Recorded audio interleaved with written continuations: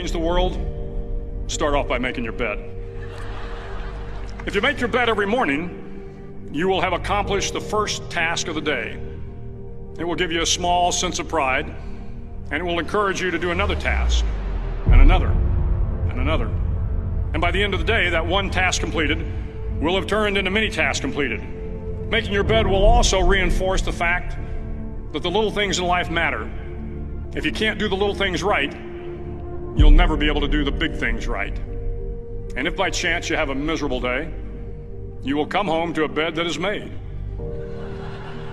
that you made. And a made bed gives you encouragement that tomorrow will be better. To pass SEAL training, there are a series of long swims that must be completed. One is the night swim. Before the swim, the instructors joyfully brief the students on all the species of sharks that inhabit the waters off San Clemente. They assure you, however, that no student has ever been eaten by a shark, at least not that they can remember. But you are also taught that if a shark begins to circle your position, stand your ground. Do not swim away. Do not act afraid. And if the shark, hungry for a midnight snack, darts towards you, then summons up all your strength and punch him in the snout, and he will turn and swim away. There are a lot of sharks in the world. If you hope to complete the swim, you will have to deal with them. So if you want to change the world, don't back down from the sharks. Over a few weeks of difficult training, my SEAL class, which started with 150 men, was down to just 42. There were now 6 boat crews of 7 men each. I was in the boat with the tall guys, but the best boat crew we had was made up of the little guys, the Munchkin crew, we called them. No one was over 5'5". The Munchkin boat crew had 1 American Indian, 1 African American, 1 Polish American, 1 Greek American, 1 Italian American, and 2 tough kids from the Midwest. They out-paddled, outran, and outswam all the other boat crews. The big men in the other boat crews would always make good-natured fun of the tiny little flippers the Munchkins put on their tiny little feet prior to every swim. But somehow these little guys from every corner of the nation and the world always had the last laugh, swimming faster than everyone and reaching the shore long before the rest of us. SEAL training was a great equalizer. Nothing mattered but your will to succeed, not your color, not your ethnic background, not your education, not your social status. If you want to change the world, measure a person by the size of their heart, not by the size of their flippers. The 9th week of training is referred to as Hell Week. It is 6 days of no sleep, constant physical and mental harassment, and 1 special day at the Mud Flats. The Mud Flats are an area between San Diego and Tijuana where the water runs off and creates the Tijuana Sloughs, a swampy patch of terrain where the mud will engulf you. It is on Wednesday of Hell Week that you paddle down to the Mud Flats and spend the next 15 hours trying to survive this freezing cold, the howling wind, and the incessant pressure to quit from the instructors. As the sun began to set that Wednesday evening, my training class, having committed some egregious infraction to rules, was ordered into the mud.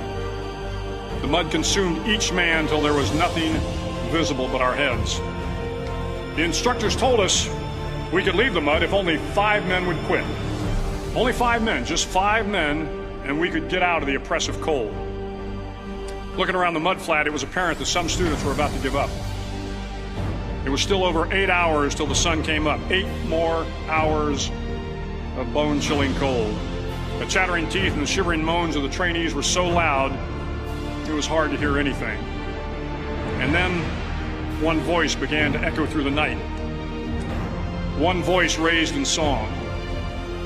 The song was terribly out of tune, but sung with great enthusiasm. One voice became 2, and 2 became 3, and before long, everyone in the class was singing. The instructors threatened us with more time in the mud if we kept up the singing, but the singing persisted, and somehow the mud seemed a little warmer, and the wind a little tamer, and the dawn not so far away. If I have learned anything in my time traveling the world, it is the power of hope. The power of one person, a Washington, a Lincoln, King, Mandela, and even a young girl from Pakistan, Malala. One person can change the world by giving people hope. So if you want to change the world, start each day with a task completed. Find someone to help you through life. Respect everyone. Know that life is not fair and that you will fail often. But if you take some risks, step up when the times are the toughest, face down the bullies, lift up the downtrodden, and never ever give up. If you do these things, the next generation and the generations that follow will live in a world far better than the one we have today. And what started here will indeed have changed the world for the better.